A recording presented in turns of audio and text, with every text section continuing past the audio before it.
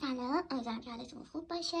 بیایم با هم دیگه بریم کار پیدا کنیم. من و دوستم 3-4 ماهه که ما دنبال کار، همه کار کافر رو از 0 تا 100 ما بلدیم. بهمون میگن که اوکی بریم باهاتون تماس میگیریم. هیچ تماسی دریافت نمیکنیم از سمتشون. من و دوستم یه چند جا رفتیم مصاحبه، شاید ربطی نداشته باشه نمیدونم، ولی ما رو قبول نکردن. بعد اتفاقی از اونجا رفتیم، یه دختر بلوند داف خیلی اوکی بود. اگر واسه ما دخترها این قضیه اینقدر جدیه، واسه پسرها چقدر میتونه سخت‌تر باشه.